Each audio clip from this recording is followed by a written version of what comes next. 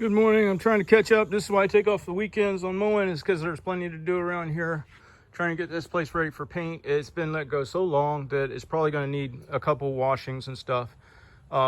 If I didn't think it needed a couple washings, I wouldn't have actually done the pressure washing today, because once you open up the cells on the paint, then it's good to go ahead and get it sealed back up. But in this case, the algae and mildew is baked in so long, I want to do 2 or 3 cleanings before I start applying the paint. And one thing that come to mind as I'm working here is the differences between the mindset of people, or two and specifically came to mind, was a goal-oriented mindset, or a existence-oriented or occupy type mindset. And I'll get to those in just a second, but the reason it came to mind was because I was thinking, well, do I want to start this? I may not have time to finish it. Then you have time and resources invested into bringing out the tools and equipment that you would have to maybe not be able to finish, and then you had to put it away. So you got, for 10 minutes of work, you got 20 minutes of putting away that wouldn't be necessary if you waited till another day when you had time to start and stop and complete the job. So just like as a better example, I could get the white truck out here and start doing the air suspension on it to do the mow truck conversion, and change out the master cylinder and try to find somebody to help me bleed brakes and do all of that. But the probability of me getting that done, getting wheels back on and getting it off of my only hard surface so that it's out of the way for Monday's mowing route, is like nil. I mean, so a goal-oriented person wouldn't tackle that, because then you'd have to put wheels back on a roller, call a tow truck to move it up on the hill. You've wasted money, you've wasted time, because you didn't get a chance to go from start to conclusion. Or you knew that there was not a likelihood of that. Now, existence mindset, or an occupy mindset, they are they're under the perspective of, they're kind of here to maybe experience education or a suffrage or something. A lot of times it's associated with the religious aspect. So their situation is different, and there's pluses and minuses to both. But in a existence or occupy mindset, they might do that because they're looking for something to keep them busy, and they don't mind if they never get to the actual task, even if they just get it up on jacks and get the wheels off, because they never really wanted to do the work in the first place. And part of that is because they never got nothing done yesterday either. So they have no reason to believe that today is going to be any different from yesterday, and that they can try, but they won't accomplish. They're just here for to stay busy each day, usually in self-oriented tasks too and stuff. So or that's what I've seen, or self-serving, I guess is a better way to put it. So that would not bother them, because their motivation is only to stay busy. It's not to accomplish, and their expectations are very low because of they had that same mindset the day prior. See, I'm older, and what drives me sometimes is my successes. If you don't have those successes to drive you to push past what would technically be your limits, then you can go downhill really quickly as far as how you use your days. So, and another thing is, a lot of times if you're goal oriented, you can't really stick to the plan, because the plan may not fit with the real life situation. When you're older, if your mineral profile is not correct, and your diet or whatever, and say you got 16 lawns done, you got 4 more on your route.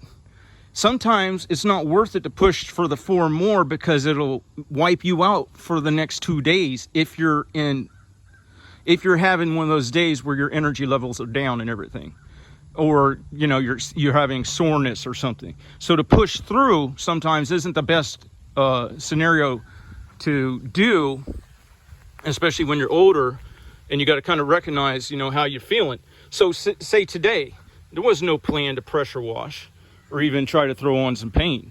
But I woke up, I had a big enough block of time that it was reasonable to be able to pull out the tools, accomplish the task, and put the tools away, not midstream, but accomplished, so they didn't have to be no redundancy. As well as that, having the bigger block of time, I also felt decent. You know what I'm saying? So, you know, I've been doing better diet situations and minerals and vitamins and whatever, but I felt, so I had the energy. Now, if I didn't have the energy, but had the time, it's still not worth it because it'll knock you in the dirt for tomorrow. Younger guys, you don't have to worry about this. You can push through. You guys can, you know, go party and come to work the next day with no sleep, all that good stuff. But that's not the scenario later on, and that's why I was going to, you know, throw out my perspective on, you know, absolute planning and adherence to a plan no matter what isn't always the best situation. Because unless it's something that's a high priority, needs to be done no matter what, because say a painter's coming, you're not painting, but you want it cleaned up and the best probability for paint adhesion and everything, then yeah, you know, if you got a timeline like that. But if it's just basically stuff that needs to be done for infrastructure, for your shop and your, you know, your business as a platform that you build off of, then there's no reason to push through a day that you're not feeling it, if you know what I mean. Now, on the other hand, you can't just let your feelings control, because sometimes once you get started, it comes into play. Now, if it's the situation where there's a lot of tools to have to come out to get started to find out if you're there and you're ready to, if your health and everything is ready to take care of it, then you may not want to do that. You might want to find another task that doesn't require a lot of setting the table. And then once you get into that, smaller tasks, then if you're still feeling good, you know, because you really kind of don't know how bad you got wiped out the day before on lawns or whatever. But then the downside on a goal-oriented person is that their identity sometimes gets tied up in what they do. And then when they retire or whatever, they have to find a new way to, well, they got to either reprogram their mind where their self-worth and their identity is not keyed to their accomplishments, or they got to find different tasks. That's why you know, sometimes see people retire out of industry and then they set up a shop at home and they're practically working still.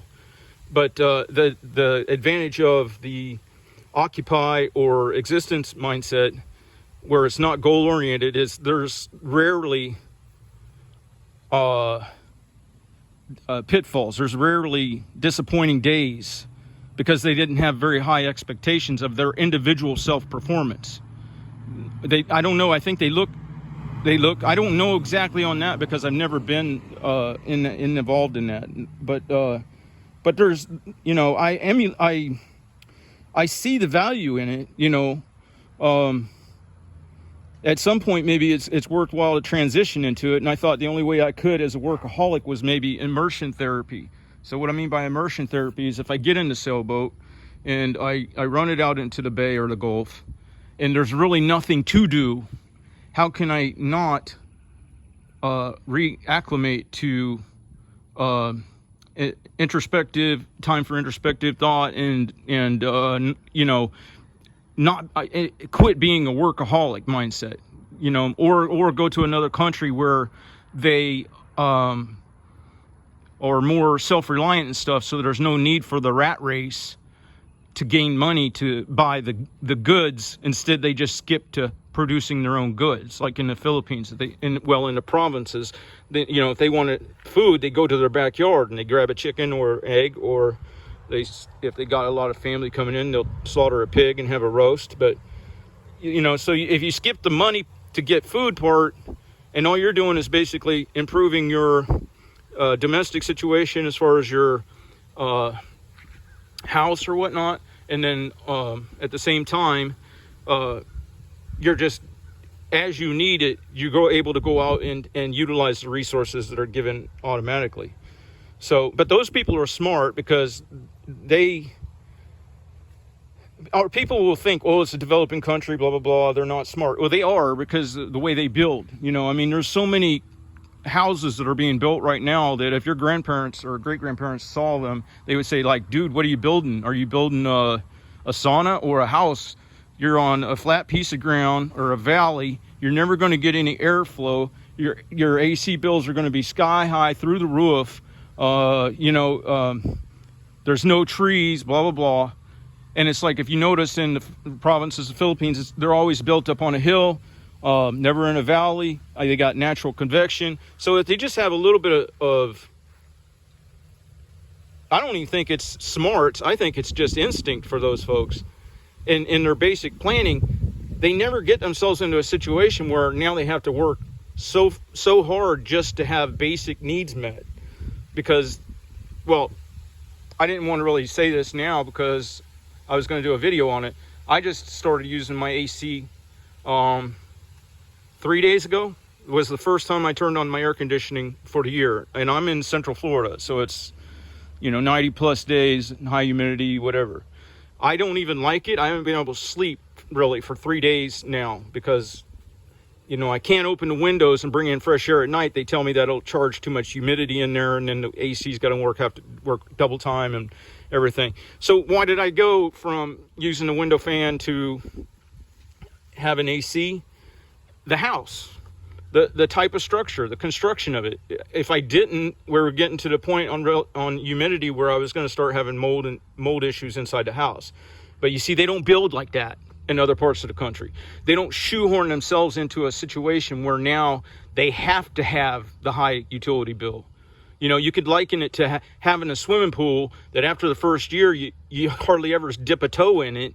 But because you have it, you got to keep the water circulating through the pump and the chemicals and everything. So you're paying $200 a month on electric bills when the guy next door, the same size house, is paying, 50 or 60 a month, But you kind of shoehorned yourself into having to, whether the acquisition ended up being something that was useful for in the long term or not, now you've got the consequences of it for the rest of your life.